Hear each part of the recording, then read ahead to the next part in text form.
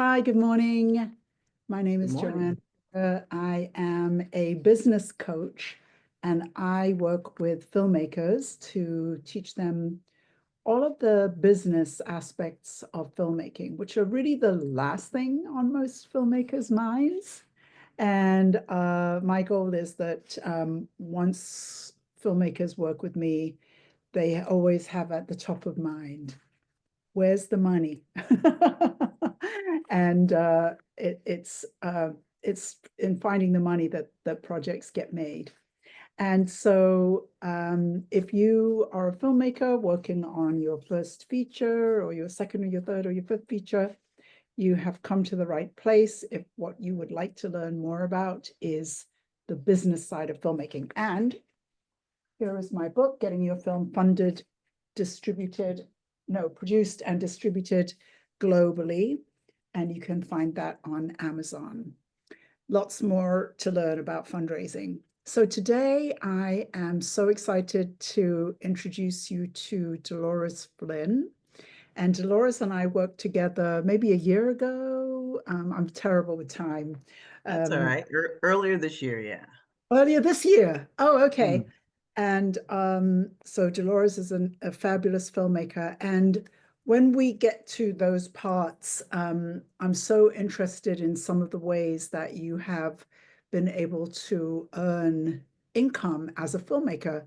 And I'd like to learn more about that so that other filmmakers can do it as well. So, but the first question I always like to ask is, when did you first know you were a filmmaker? Oh, wow, that's a great question. First of all, thanks, Joanne, for having me on here today. Happy to be a guest. When did I first know that I was a filmmaker? Um, well, I've always been a storyteller at heart, growing up at a young age in Chicago, writing stories with my grandmother. So Your storytelling has, grandmother, yeah, I, just writing letters and first, things like that's a that. first. That is a first. I Hmm? don't think I've ever heard anybody say I was writing stories with my grandmother. Yeah, she just loved to tell stories. And so that's kind of where I kind of gravitated and got that love for storytelling. And growing up in Chicago, I then became a journalist, studied screenwriting in graduate school. And I would say that's in graduate school is where I kind of fell in love with the storytelling aspect of cinematic storytelling. And so I came to all of this a little later in life, spent 10 years, 10 plus years as a journalist in Indiana and here in Metro Detroit. And I was passing on my way to church one morning, um, this film school called Motion Picture Institute. And it kind of piqued my interest after staying at home for a number of years with my kids as a stay at home mom. And I was like, they're getting older. They don't need me as much. Start thinking about what my next steps were going to be. So I went in there, inquired, set foot on the soundstage, Joanne, and it just felt like home. I was like, this is where I want to be. So I spent the next year studying film beyond the writing aspect, just getting all of those, learning what a cinematographer does, the sound, production design, all of that, and what goes into it. And I would say it was during that time that love for especially directing, I developed that love for directing during that time. Well, I'm still stuck on your grandmother. Like, wait a minute. Did you when so I, I can see you there sitting with your grandmother writing stories, although I that's an amazing image to me. But was she somebody who was a good storyteller? Where did that come from? To be honest, I'm not really sure where that came from, where she really just loved writing letters and corresponding, and I picked up on that. So then I became like the editor for a newsletter, and then she would just sit down and she would just tell stories about the family, and then I would sit down and I would start telling my own stories and then writing things down, and I think that was just the start of writing and putting things down on paper. I'm old school, pen and paper for me. Have any of those stories she told you about the family inspired you to tell any of those stories? I haven't told any of those stories, no. Ah, interesting. Do you know where your where did she come from, your grandmother? Where? She grew up in the South, Okay. and she had a really rough childhood and things of that Wow. nature. She's half Choctaw Indian, half African American. So a lot of, just hard stories and just things to kind of look out for. And, she's a woman, growing up, it was just very hard for her, but just her relaying some stories and, just trying to prepare you for life in general. She always Right. asked, never think that you have arrived anywhere, that you always have something to learn. So she would Yeah, always ask me, little Delores, have you arrived yet? I'm like, I'm still learning. yeah.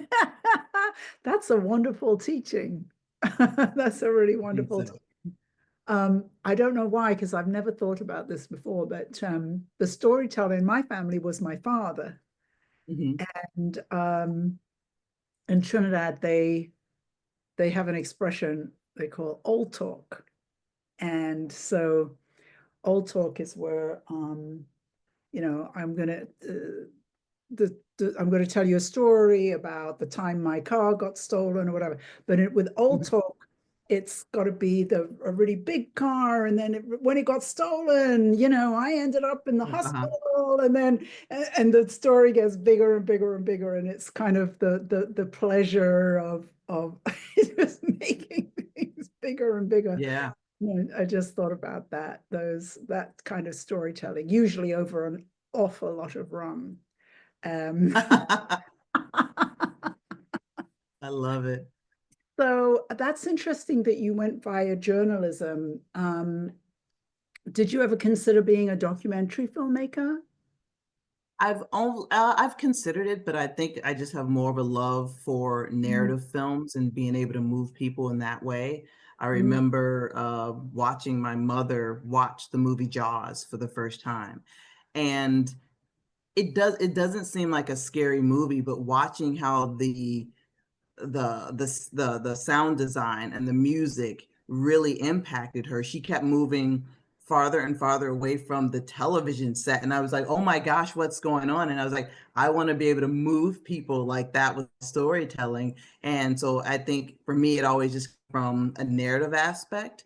But in terms of a documentary, I think I don't have a problem pursuing that. I did a short film late last year, early this year, for a local dance school here, the Link School of the Arts. That's going to be used as part of their black box performance. And it's a documentary about their film school, but I asked them if I could put a narrative twist on it, just because that's what I'm kind of comfortable with, because I want to be able to draw people in. I find unless you really, really love documentaries, some people just find them maybe boring or one note. So I wanted to be able to mix the genres to be able to pull people in, maybe for those people who don't necessarily like a documentary, pull them in with the narrative story, and then um, um, trickle in those documentary aspects. How did you do it then? How did you take the documentary? You were given mandate, sounds a little bit of a harsh word, but Yes. you were given an assignment to make a documentary about the film school.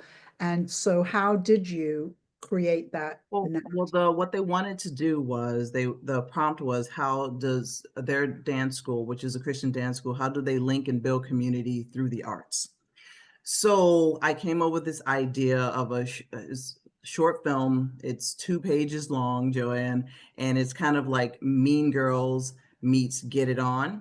And there's a young girl who's trying out for her pretend high school dance team, and they're not very nice to her. They're not very welcoming. So when she can't get the routine in like the 5 minutes, um, they kind of rag on her a bit. But there's one girl who's on the dance team who also is a member of the Link School of the Arts, fictitiously, and she comes over to her, tells her, I think you did a wonderful job. Unfortunately, my teammates, they can be jerks at times. Shake it off. If you're looking for a different vibe, and please come check out the Link School of the Arts. I'll be there on Saturday. So then we see that, and then we go then to the Link School of the Arts, the same girl standing outside of the building, trying to summon up the courage after having gone through this horrible experience at the high school, summoning up the courage to go to this new school and give it another try. And then from there, we talk about what this school is about.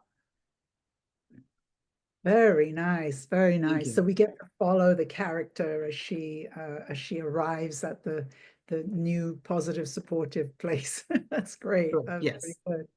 good. So back to you went to I loved it when you said I stepped on the sound stage. What did Yes. that look like? What did that sound stage look like that the school Um, they had a introduced? green screen psych wall, and they were just explaining to us everything that the school had to offer.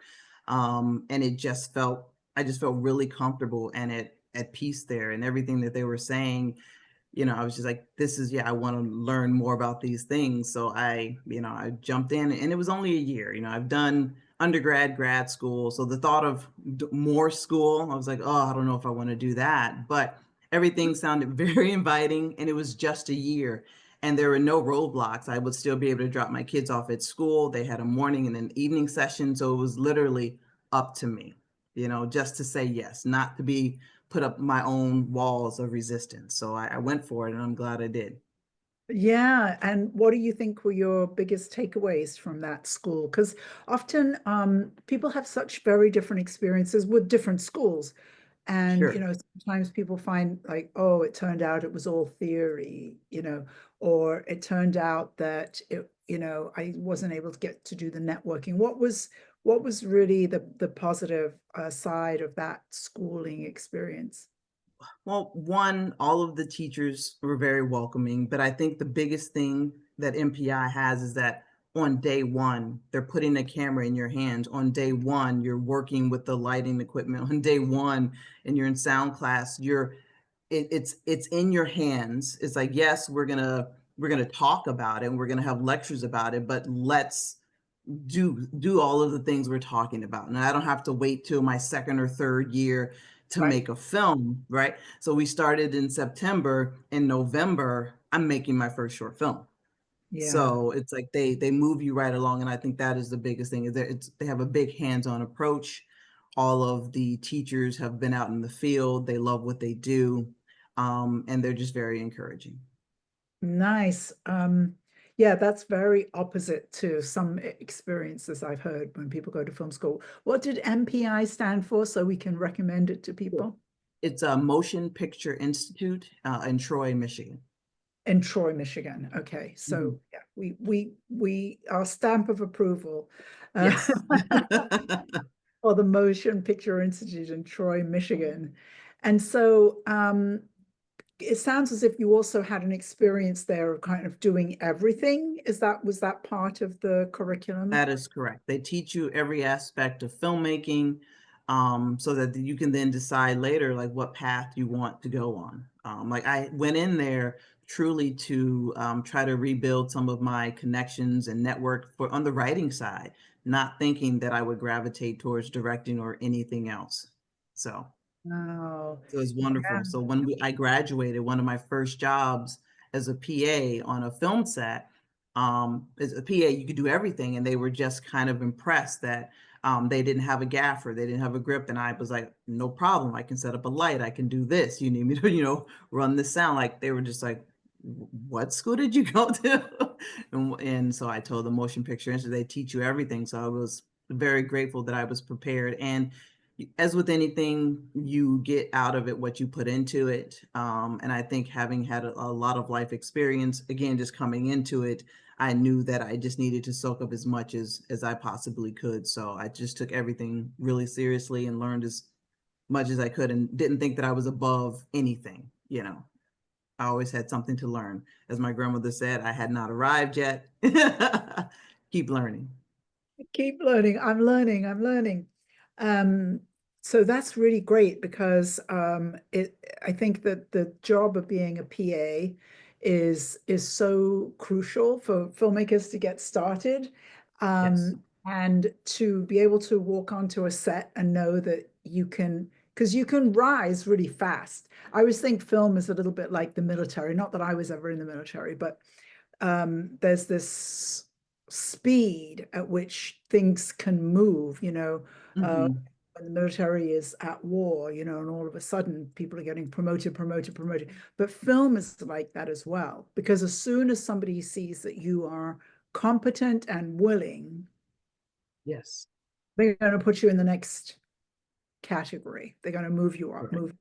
So that very first job that you had as a PA, did you move out of the PA position or did you still end at the PA position? I stayed in that PA position because that's what they needed, and I was just kind of like the Swiss Army knife, and you just kind of do a little bit of everything, and you're just hands on, and you do it all with a smile. And then the next time they have another project with that particular group, they hired me as their first AD for the next film. Yeah. That's So yeah, motion. yeah, exactly. Not on that one, but on the next one. Then they were Yeah, like, what else are you interested in? I see that you're capable of multiple things. Let's sit down, let's have a conversation. What else are you interested in? right. That is fantastic. Yeah. The once Thank you. I went to no, did I see? No, I wasn't on the set first on the first feature of this particular client's film, Chris Johnson. I wasn't on that set. I knew about it, but I got to go to his second feature film set. Hmm. And he had a guy who was an assistant to the producer who had been a PA on the first feature. And in the second feature, he was an assistant to the PA and he had a lead acting role. And halfway through the film, we had to fire the director and he became the co-director with the producer. So Mm. films, he went from PA to lead actor and co-director. Wow. Wow, that's a lot, but good for him. But you know, I went to Chris's set. I was like, I'm gonna drive up there. I'll go there for an hour or two, and I ended up spending the whole day because there was this issue with the director was going on, and everybody else was fantastic on the crew, and I just watched this guy. It was just a pleasure to watch him work, and that's what I know. That's what you're bringing when you show up on Thank a, you. you know, Yeah, I it. go all in, hands Yeah. on. And then you just like, oh my God, it's a pleasure to watch this person work, as you said, with a smile on their face. Yes. Right. And they're doing everything, doing everything, doing everything. And that's who you want to be on a set. And a Hmm. lot of people don't realize that, you know, Exactly. the attitude is The attitude, it goes a long way. You know, yeah, it goes a long being way. competent is great too, but the Hmm. attitude is incredibly important. I always say the less money you have, the more you cannot put up with people with bad attitudes on your set. Agreed. They have to Agreed. go because you just don't have the money to have the bandwidth to put up with them. No, and it just taints the entire process. Yeah. So you went from PA on one job to first AD on the next job. Can you just tell everybody what the job of a first AD is? Yeah, the first assistant director is the person that essentially runs the set. They're setting the schedule and they're making sure everyone stays on time, everyone is where they need to be, because essentially time is money, and you want to make your day, you want to get in all your shots, and you want to just keep moving things along. Yeah, I think And of you're also in charge of making sure everyone stays safe. right. Right. That's crucial. Um, it a first AD is such an important position. Do you think that being a first AD is really a great preparation for being a director, or are those two jobs significantly different, do you think? I think anything is great preparation for being a director, because you have to, at the first AD, you're in charge of making sure all of these departments are running smoothly. Um, but I think a director, while you have all of these technical things that you have to be in charge of, there's more creativity there that a first AD doesn't necessarily need, but it can definitely be helpful. Mm, mm. Yeah, I feel as though they're radically different jobs, and it's just funny that they have, it sounds as if somehow they're the same. I think it's because of the director is in the title of the first AD that some people think that they're tied together. But you're really the person, you're moving, the first AD, you're moving things along on the set. You're in charge of that set. And sometimes you have to tell the director. I've had to tell the director, um, we were supposed to get this, in 30 minutes. That shot that you wanted, like, or you have these two shots, we can only get one. Which one are we going to get? So you're a little bit of a hard ass as well. And you have to say no a lot, and people don't like that. But again, you have to keep moving things along. Otherwise, you lose out on other things later Yeah, on. yeah. It's a very in charge position, which I think people think the director that's the director's job, but in a way, the director is meant to be focused on working with the actors, and it's a very different energy, I think, It is. than JD. So, when did you have your first directing experience after school? The first directing experience, so all throughout school, so I got to direct 3 films while I was in school. And then the first directing experience for me outside of school was my first crack at comedy. It's a film called On the Road to Adam. It can be found on YouTube. There's a young lady, her name is Gina, and she's written a number of things and was looking for a director for this particular project, and she reached out to me. I think we found each other on Mandy .com, and where filmmakers go to find various jobs. And it was this very interesting concept of a woman who wanted to get her script in the hands of Adam Devine. She's a big Adam Devine fan, and I just thought it was just very sweet. And the producer writer had a big connection to him as well, so I figured, what, let's go for it. Called up some of my classmates from MPI that I worked well with and said, hey, what are you guys doing? We have potential to make a little bit of money, not a lot, but continue to work those muscles, flex those muscles, and put all the things that we learned and continue to put it into practice. So that was the first one, On the Road to Adam. And then while we were doing The that, story of that. How did you have On the Road to Adam without Adam Levine, unless he was her cousin and showed up? it was like a road trip to get it to him, and obviously they did not make it, um, but it was just like the length they would go to try to get this into his hands. Aha, right, right, right.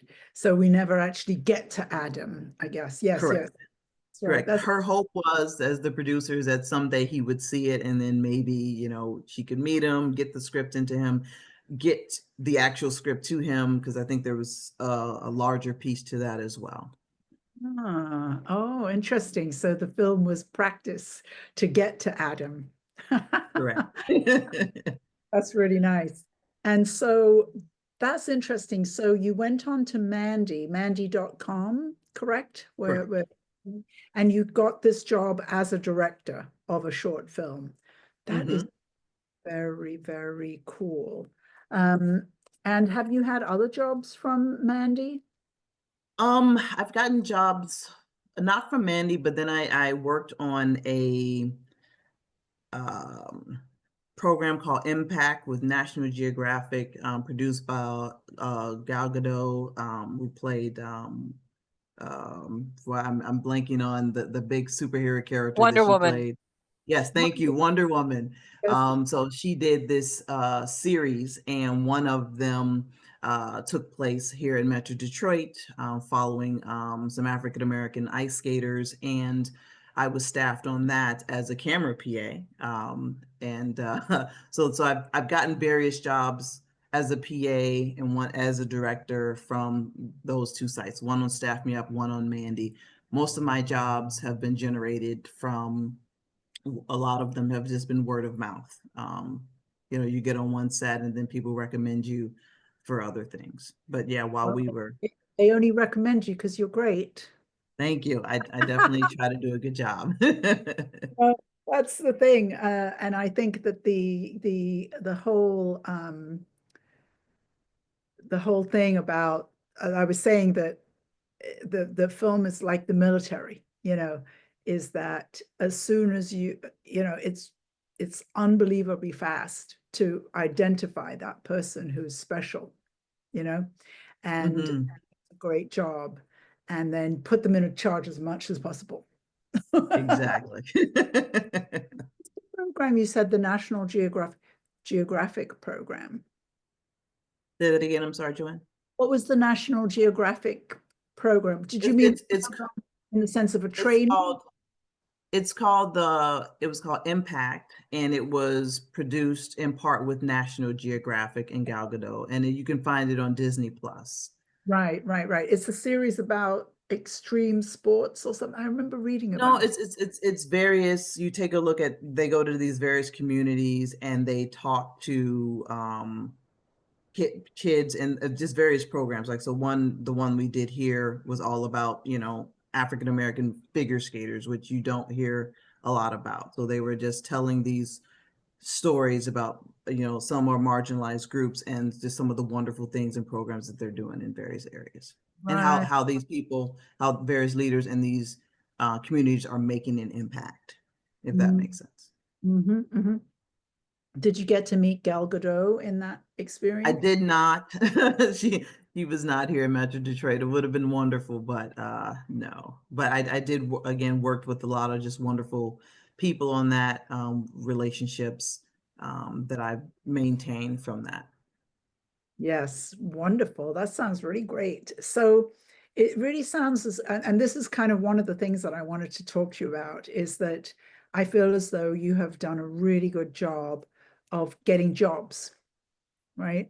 And I think that a lot of times when I meet filmmakers, and you and I worked on your own project, but I feel as though there is opportunity to be hired as a director as well. And Hmm. how do you think you've been successful doing that, getting hired to do? Being hired as a director, I think by Aside from the fact generate that you're fabulous, which say that now, sorry. aside from the fact that you're fabulous, which we've now established, right? So. Thank you. I think part of that is also, again, good attitude, being on set, and then generating some of my own projects. So after I did On the Road to Adam, I was working on a script called Why Me, about domestic violence awareness, the story of my cousin's life, and just generating some of my own projects as a director, to try to be a little bit of like my calling card. This is what I can do beyond film school. And it was on the set of that particular project. Why me? You're asking specifically, like getting hired. There was a local filmmaker here by the name of Tamashian Jones, and I had worked on one of his films that he produced as his script supervisor, and he knew that I had an interest in directing. So when he knew that I was working on Why Me, he was like, "Hey, I'd love to come out to your set and just kind of check you out." Spoke with my first AD, because again, she was running the set, making sure it was cool with her on the 6-day project, and said these are the days that she said, we can have guests on set. So he came out to one of those, saw just how everything worked, and then at the job at that time, Joanne, I'm just doing what I do, right? And I'm interacting with my crew and my actors, and we're just trying to tell this story to help other people, if they find themselves in a similar situation, find a way out. It was a job interview, but I didn't know it.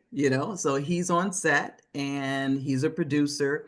So there was another film that he's been working with this local group here in Metro Detroit called the Union, and they do a lot of youth-based programs. And they do things, their film projects, they shoot them as feature films, and then they break them up and they um, run them as kind of like a little bit of a TV series with lessons, and they, show them in schools. At least that's what they're planning to do, to package them with schools with the lesson. So they were doing their final film in a series, and Tamashian had directed the last one, Sticks and Stones, but the next one that was coming up, it's called The Easy Path, about a young man who robs people, and then one of the guys he robs ends up mentoring him instead of sending him to jail. So Tamashian was looking for a director for that film, and because he was on the set of Why Me, reached out to me, said, I like what you did here. We would for you to come on, or at least be considered to direct The Easy Path. Which he So did. that's a lot of saying that's just kind of how. Well, we kind of buried Why Me. So Why Me, I don't think I quite caught until right now that it was based on a story of your cousin, did you say? Correct. Ah, I don't think I caught that before. So Yeah. what is the story of Why Me? Yeah, so Why Me is follows a single mother. Her name is Nicole, and she's been searching for love. And she tends to pick men, unfortunately, because of some low self-esteem issues and things of that nature going on in her life. And she finally finds love with this young man, and unfortunately, he's abusive to her. And she can't find a way out of that situation. And unfortunately, that happened to my cousin, and she was trying to figure out how to tell her story to help others. She tried to write a book. She was writing in poetry form, and it just wasn't clicking for her. And I said, hey, do you mind if I take a stab at it in terms of a short film? And she gave me leeway. I interviewed her. I learned things that I just had no idea. Like, you never know what's going on behind closed doors. Things that people don't want to know, because one, there's a lot of shame that goes on to it. People are just telling you to leave, but it's not as simple as that, as I've learned.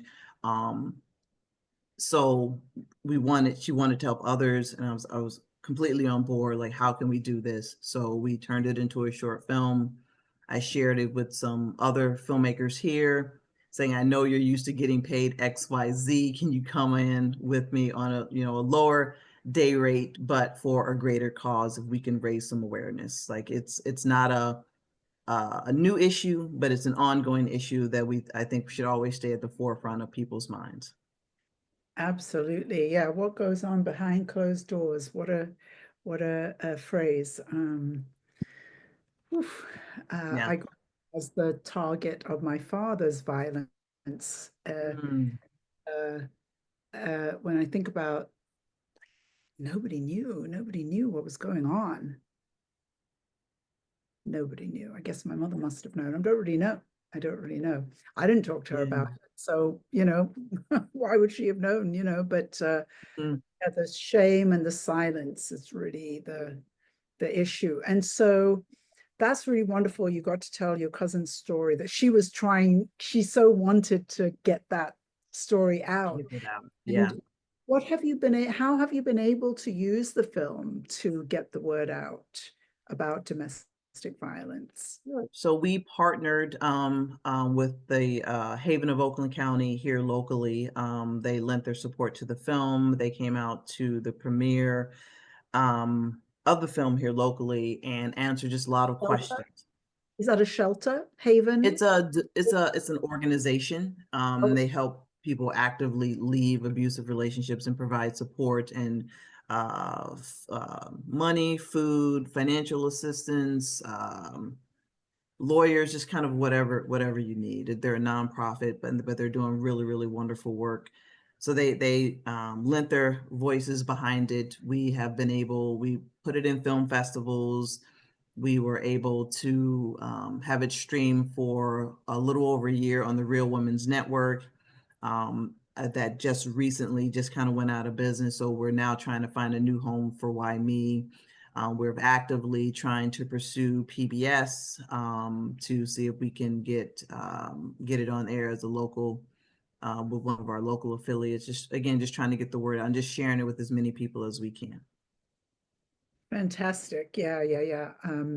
It's just such a big topic.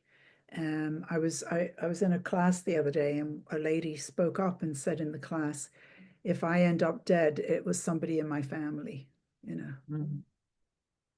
Oh my God. Wow.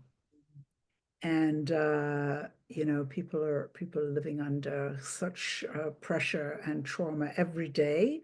And Mm. often, like for me, when I was 16, 17, I didn't know what to do, Right. uh, And I ended up going to college as a way to get away, but because that was available to me, but that isn't necessarily available to people.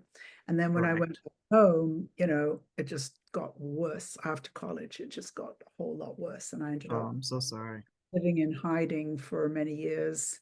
Um, but yeah, the more stories we can get out there and people know that there's resources, or that or that it's happening to other people, or it's not just Right. you, that It's those not you. You're not alone. Yeah. And then I know when there was one, there's a scene in a medical office in our film, and the location that allowed us to use them, they had these baskets in their restrooms for women, because sometimes they know what some of the signs are, and they have like these pamphlets saying, if you need help, do XYZ on the back of the door, and they actively don't let like partners come back, just to kind of give these women space. So it was just interesting to find out that there are people that are actively also looking out for others, trying to help wherever they can. right. And that's essentially what we were trying to do with this film. And then I think one of the biggest compliments we've gotten from the film is just in people in general saying things that I did not know, or looking back, or young men coming up after the Q&A saying I have to re-examine some things, or just people seeing themselves or seeing others in that, asking questions, being more vigilant. It's that has been like incredible for us to get that feedback, and then others now being aware that Haven exists, and then making donations to them, and you know just trying to help people. Fantastic. How gratifying, Yeah. Dolores, right? Yeah. So when you got hired to direct The Easy Path, was that your first feature, or have we skipped? Yeah, the Easy Path was actually the second feature. The first feature is called Cutthroat, and it's on actually streaming on Tubi. And I got that particular job. I went to, it's kind of like I'd say speed dating for filmmakers. And so all of these local production companies came, and they were sitting down, and the one particular production company was looking for more female directors, and I shared some of my work. We sat down, and he said, can you come into my office on Monday if you have some time, and I can just talk to you about the slate of films that we have. And one of them was Cutthroat. And what interested me about that film is that it was about kids, and two, there's a storyline with the grandfather who has dementia, and it's something that my mother suffered from. So it was like something that was kind of close to my heart. So I wanted to be able to be a part of that story. Fantastic. I completely forgot that we had the trailer for Why Me. So let's just take a minute Sure. and show Why Me, and then we'll come back. I'm just so intrigued by your getting hired to direct. I love it. I love it. I love it. And I want Thank you. more of my clients and filmmakers to be doing that. Let's watch the clip.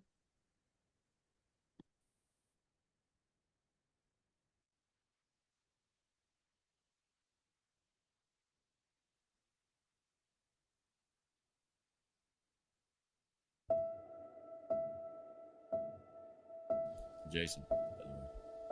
I know who you are.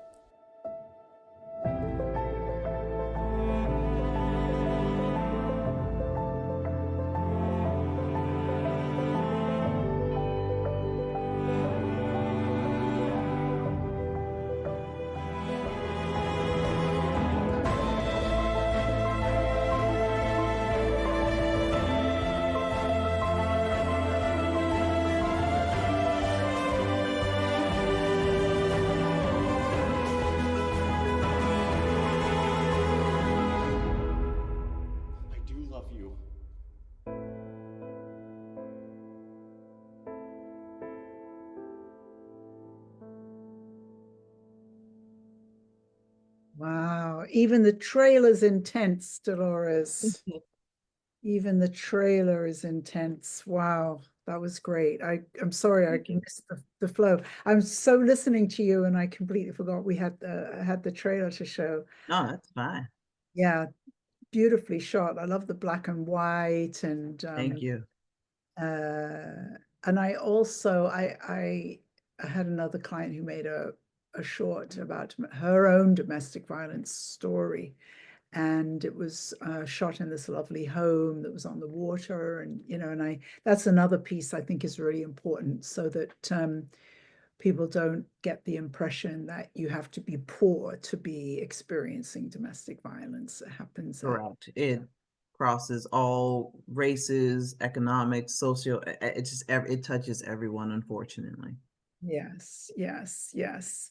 So, Cutthroat, it sounds as though you were part of a local something putting together filmmakers and producers. Was it a nonprofit or was it the government or? No, it's just a bunch of independent filmmakers here thought it would be a great idea to just um, one Saturday afternoon have the various local indie production companies come in, share what they do, who they're looking for, whether they're PAs, directors, screenwriters, just kind of actors, and then you sit down, with your resume and you have like 5 to 10 minutes. I can't remember what it is. And you just kind of have a conversation with them, find out what they're looking for. They get to know a little bit about you, and you kind of go from there. So it was just a great networking opportunity. So I had heard about a lot of these people through word of mouth and had seen them on Facebook. So it was nice to just kind of put, faces to names and have conversations and go from there. What a brilliant idea, speed dating for. For filmmakers, that's kind of what I call it. Yeah. That was brilliant, brilliant idea. Because in creative work, there has to be that click, Yeah. So, being able to meet a bunch of people like that. What a brilliant idea. I love that speed dating concept. So Cutthroat was what kind of movie is that? I think the title is fantastic, I have to say. Yeah, so it's about a young woman who unfortunately her mother was again in a situation with a young man, and when she got addicted to drugs. In this instance, her mother passes away at the hands of of her boyfriend, and this young lady then has to go live with her grandmother, who she doesn't has never met. And started this whole new life. She realizes she has a half brother, and she's trying to deal with the grief of her mother while trying to avenge her mother's death at the same time. So she's dealing with the grief, living with the new family, and trying to avenge her mother's death. Hence Cutthroat. That's So it's great. very, very cutthroat, because the guy in this film, Michael, he's a very nasty guy. Ooh, what fun. I love film. I love film. Yeah. Get that on Tubi. And then, and what about your own films? How is it coming along with working on your own project? So after we did Cutthroat, we did The Easy Path, we did The Unfaithful One, that's streaming on Tubi now. I mean, not Tubi, YouTube. That was recently released after going on the film circuit and festival film circuit. And then in terms of my own feature films, just actively writing, pitching. That's when I came to you earlier this year to learn a little bit more about the art of pitching and gathering more funding, because as you know, you can't do anything without money. So I'm actively getting ready in this new year after getting my pitch deck with your help, getting all of that together, getting ready to just go out to investors and just seeing where we can take this. Yeah, next 2025 for Correct. tell me the name again. The lottery winner is Lottery. the Yes. lottery winner. Yes. Yeah, yeah. So I think that earlier in your career, you were saying that, you know, you got hired to do something and then you made your own films to kind of move things forward. And now it feels as though in order to move your own projects forward, you've been hired to work on how many features now is it that you've directed? 2 features. So I've been hired, I think in total there's 7 short films and then hired on 2 feature films. The short films are a combination of things that I produce and things that I've been hired for. Right. I mean, I think it's really amazing. And, you know, to be paid as a director is unusual, you know? Yeah, Uh, I'm very grateful for all of the opportunities that have come my way. it's fantastic. And do you think there are any more coming up that or do they just when they show up, you find out and When they show up, I kind of weigh the story. There have been a few that I've said no. I don't think that's the story that I personally want to be involved in and want to tell. So there, you know, I just have to know what works for me, what sits well with me, what I want my children to see later on down the line, and just kind of what lines with my goals and the type of storytelling I want to do. So I just really weigh everything on a case by case basis. I'm really not in this. I know some people think I'm crazy. I'm not in this for the money or the paycheck. It is really storytelling that matters, storytelling that can hopefully create positive change and make a difference. And if those stories that come to me, that they resonate with me, then I'm willing to pursue next steps, whatever those might be. right. It almost feels as though I'm not sure if you've done this or not, but sometimes it sounds as though your work would be perfect in partnership with nonprofits, like directly in partnership. Have you done that at all? Well, I mean, we worked with, again, like Haven, they lent their support. Yeah. And the easy path is produced through the union, another nonprofit that works with young men here in Metro Detroit, and just helping them just become, you know, just good, responsible young men. So those projects have been linked with nonprofit groups. The lottery winner, which we are trying to get off the ground for next year, could potentially be linked to another group. It takes a look at a gentleman who definitely has some mental health issues, has some obsessive attachments to women because of his own personal relationships with his mother. And when things don't go his way, you know, we slowly start to watch him unravel. So it kind of takes a look also at the idea of consent, but it goes beyond consent in terms of sexual boundaries, but consent in just in general, consent in general. No means no, and especially with some of the things that he does throughout this thing. So I think we could also partner with someone else on this. It's just going to be a matter of who we partner with and if the project resonates with that organization. Yeah, the easy path and the union. When I was watching the film, I was like, well, is the union a real organization? I couldn't tell if it was It real, is. but that was very, very clever. And it's back to this idea that you were talking about earlier about, well, you could make a documentary, right? You could go to the union and you could make it, you know, could pick out 2 or 3 of the young men who are working there and make a Mhm. documentary. But when you have a fictionalized version of it, we still get to learn about the union and we get to learn about their methodologies and we get to learn how they help and all of that stuff. Exactly. But we're following um, some characters. I mean, there was a moment in the film where the father whose daughter has been burglarized by the young man, you know, tells his wife that he, instead of sending him to prison, he's going to help him. Yes. And I was like, I was kind of feeling the force of the wife, you know, I was like, you're gonna do What?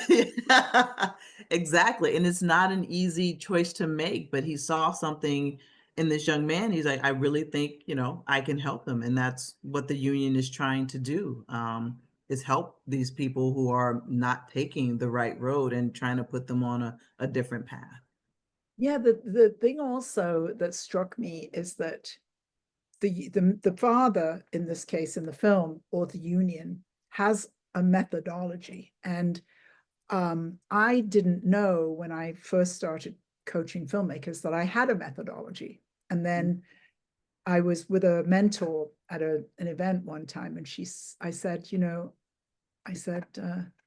I work with my clients one-on-one because I don't understand how I would, help people make films if it was in a group, And she said, well, do you have a methodology? And I said, I don't know. And she said, well, you probably have one. And I said, okay. She said, well, write it down. Yeah. And then since then, I've been able to quantify more, like exactly how I do things. But before that, I didn't know. I just was like, well, I'm working one-on-one. And so it's their film and it's that filmmaker. And, it's everybody's different. But the truth Right. is there's a process. And so I feel as though, even though I felt in that scene that I was the wife, and I was like, are you crazy? But he actually knows that there's a methodology. He knows that you do this and you teach that, and then you teach Yes. this, and then you teach that, and then, and you set this accountability and you create Yeah. parameters. And so he knows that he can do that. Correct. And then we see him go through this process with this young man throughout and how he changes. Yes, I just saw a much bigger budget film called The Forge. Mm-hmm. It might be an Angel Studios film. I'm not sure.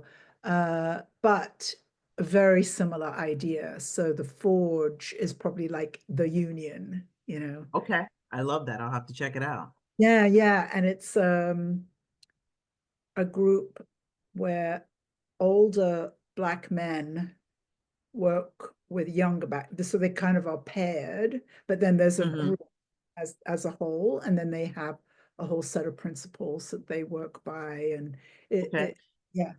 It definitely sounds like the union because they have a group called the Cave of Adullam, and they use martial arts as a way of teaching young men these various principles. And there's actually a documentary out there. It's called The Cave of Adullam. It was at Tribeca maybe a couple of years ago. And Lawrence Fishburne did he's somehow a part of that. Like he did the fort and all of that as Right. well. So I'd recommend checking that out as well. Especially if they're looking for something for young men and just kind of helping them mold and shape them into being decent human beings. Yeah, yeah, yeah, yeah. Many years ago, I was working at youth radio, and I was sort of, this young man was plopped into my office, and I took him out to lunch. I said, look, I know you have no interest in fundraising, but he Because wanted it's hard. he wanted to be a sports broadcaster. He had gone Okay. to study sports journalism. And I said, and I can't think of any way right now that I can get you forward with your sports journalism, but I will teach you how to fundraise. And Nice. the first grant that I had him write was 2 pages to the Robert Wood Johnson Foundation for programs for African-American young men and boys. 2 pages. And I actually was gone by the time that it came, but he told me the story, and he said, we were flown out to Philadelphia, I think Robert Wood Johnson's in, and the prize for the 2-page grant was $1,000, and you Okay. could be international. They had organizations from all over the world, mostly the US, and everybody got the $1,000 check, and he didn't get one. Him and my other staff person didn't get the $1,000 check, and the foundation said, come with us. We want you to write $100,000 proposal. So he got to write $100,000 proposal, and he wrote in it a piece of sports journalism for himself. Nice. So I Very think nice. that I worked for another organization that was getting African-American young men and boys into paths to train into nursing, psychology, and kind of arenas that there's so few Black professionals, men particularly. So Yeah. I've been involved in a lot of the, I think that there's a lot of work that's being done, and it's incredibly important and more creative, as we go along. But that sounds like another great project. Um, just my last question is, Sure. so when in 2025, when you're making the lottery winner, what would be Yes. your ideal that you would achieve with that film? I guess the ideal one is really getting it made. Just having another piece of work out there that hopefully can help someone. And I would love to be able to work with a bigger budget, some more well-named, bigger name people as well. Just continuing to grow as a filmmaker is always the goal of each of the projects. And how can I progress in my areas of learning and knowledge and showing the world what I can do with each and every film. Yes, yes, yes. And it's going to be another film that's going to change the world for the better. That's Thank for you. I hope that is always a hope of mine. Yes. Well, Delores, thank you so much for coming Thank you and for having me. I appreciate it. sharing all of your stories. So good, so good. From your grandmother all the way to today. Thank you. Thank you, and good luck in 2025. And I look forward to the lottery winner being made in 2025. Thank you. Appreciate you. Emily, thank you, Innocent, and happy filmmaking, everyone. If you want to get in touch and learn how to raise money to make your films, we have that in the chat, and you can book a call to talk to me. And happy filmmaking. Bye. Bye. Thank you so much. Thank you.